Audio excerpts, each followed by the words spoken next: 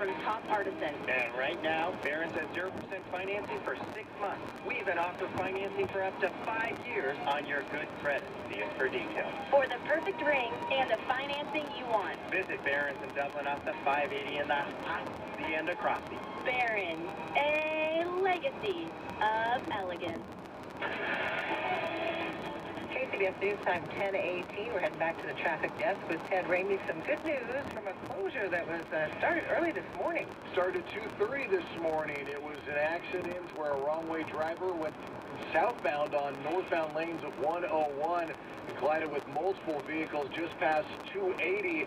This resulted in a 7.5-hour closure after this accident that left 2 people dead and caused multiple injuries.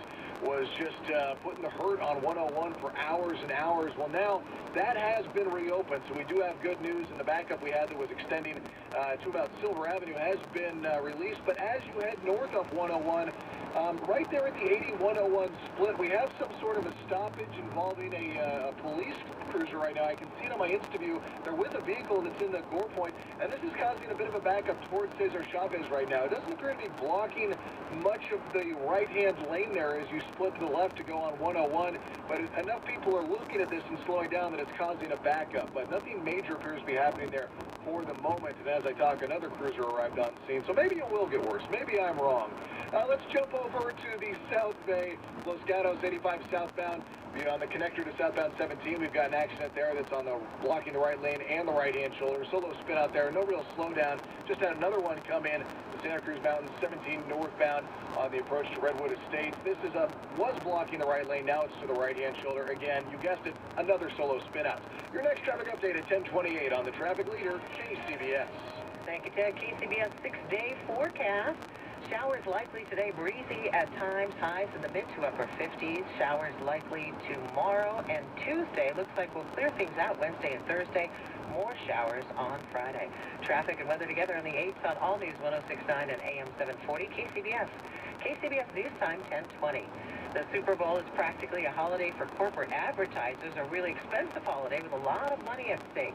Keep your eye out for funny ads, heartwarming ads, and ads that seize on social issues and the political moment. And at least one company is skipping the television set completely this year. Skittles is releasing a Broadway musical advertisement in a New York theater. For a look into the business side of the Super Bowl, we're joined now live on the KCBS Ring Central Newsline by Alicia Jessup, a sports law and marketing professor at Pepperdine University. Thanks so much for joining us this morning.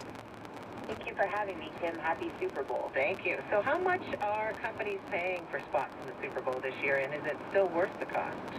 Great question. So this year, the going price of a 30-second advertisement is $5.25 million. And if we look at the pricing over the last 10 years, that number has essentially doubled in price from $2.99 million in 2009. But what hasn't doubled is viewership. Last year in 2018 for Super Bowl 52, viewership actually declined over Super Bowl 51 and Super Bowl 50. So to your point about Skittles, advertisers are recognizing that we have a generational shift in how we consume media, where members of the millennial generation and Generation X, Generation Z, aren't necessarily positioned in front of their television, but they're watching on their screen devices. And so that's why we see companies like Skittles creating really engaging content to boost conversation about their products. We see Coca-Cola moving their advertising before kickoff. Companies like Bumble and Pizza Hut creating possibly digitally viral moments surrounding their advertising and marketing. Have you seen any of the ads so far, and what are you noticing there? Yeah, so the cool thing about being a member of the media is you get to screen things before everybody else. And the big trend that I see for 2019 is a big focus on women. So this year, Olay, the skincare company, will run its first Super Bowl advertisement in the company's history. And it's basing this decision. We have to remember, spending $5.25 million for 30 seconds eats up a huge percentage of a company's marketing dollars. And so what they looked at to make this decision was data.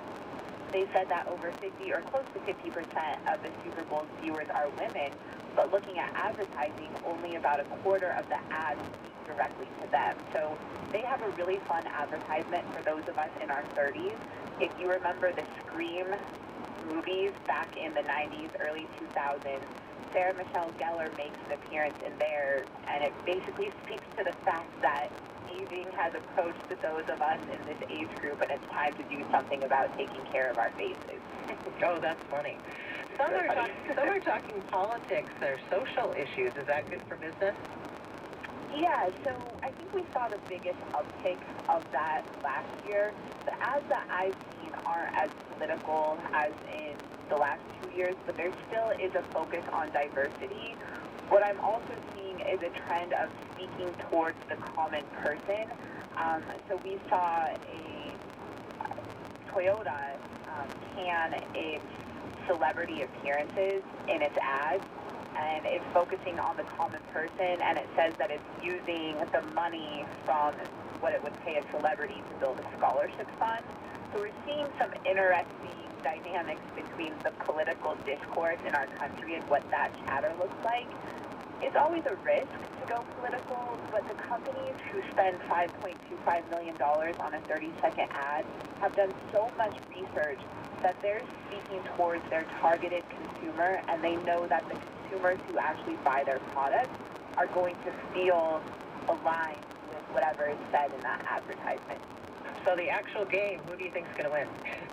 Well, I live in Los Angeles, and so I've been a Rams fan now for the last 7 days. So I'm cheering for the Rams. I'm a Broncos fan by birth, so the Patriots have beat us up a lot over the years. But Tom Brady is the greatest quarterback to do it, and even though he's caused me a lot of pain over the years, you have to respect the greatness of that team. Yeah, 41 years old, and he's not retiring yet. I mean, to me, that's amazing as well. It'll be interesting because there's the battle of the Bay Area quarterbacks, so we have to cheer for both here.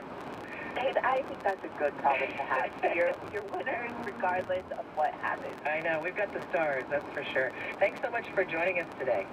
Thank you for having me. That's Elisa Jessup, and she is a law and sports marketing expert at Pepperdine University. KCBS News Time is 10:25. That means it's time now to check your money. Being a millionaire requires teamwork, so who should you recruit? I'm Brian Van Miller on business. Chris Hogan is author of Everyday Millionaires, How Ordinary People Build Extraordinary Wealth, and how you can too. When working on the book, he studied 10,000 people with a net worth of at least $1 million. During his research, he found each person achieved their status thanks to 4 key relationships. First, the coach. This is the person who stands on the sidelines and challenges you to keep fighting. Then you need a mentor, someone who has already been on your journey, and someone you can trust. This is the person you should take for coffee and ask them everything from what makes them tick to what they learned from their